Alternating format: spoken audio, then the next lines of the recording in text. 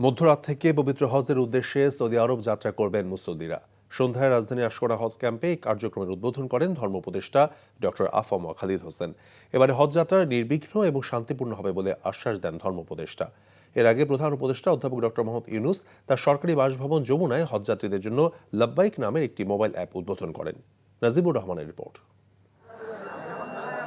বছর ঘুরে আবারও পবিত্র কাবার উদ্দেশ্যে যাত্রা করতে রাজধানীর আশকোনা হজ ক্যাম্পে জড়ো হয়েছেন হাজারো মুসল্লি। সরকারি ব্যবস্থাপনার পাশাপাশি বেসরকারি ব্যবস্থাপনায় সৌদির উদ্দেশ্যে রাতেই দেশ ছাড়বেন কয়েক হাজার মানুষ। আলহামদুলিল্লাহ, এখন পর্যন্ত আমরা ব্যবস্থাপনা ভালো পেয়েছি। রাস্তায় জ্যামজট এই যে হাজি ক্যাম্পের এখানে এইটা আরেকটু ক্লিয়ার করলে আরও হাজিদের জন্য ভালো হবে।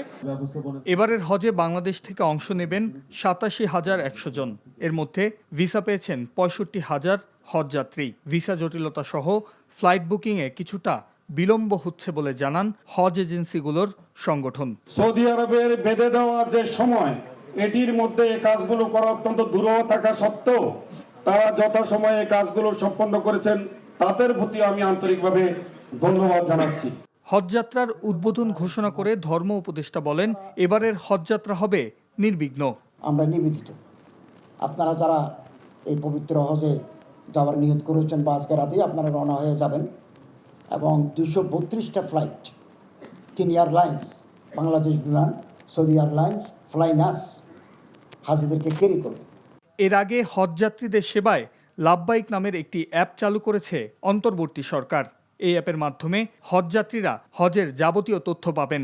হজযাত্রীদের ধর্মকর্মের দিকে সময় ব্যয়ের সুবিধা হবে, পরিবারের সঙ্গে যোগাযোগ, নিজের স্বাস্থ্য সম্বন্ধে অনিশ্চয়তা বা কোনো কি পাবো, কি করবো, কোথায় যাব, কি হবে, এই সমস্ত অজানা প্রশ্নের সব জবাব পাওয়া যাবে।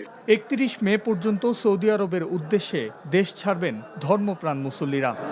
Najibur Rahman, NTV news, Dhaka. Bundle থাকলে প্রতি সেনমানিতে টাকা বাঁচবে।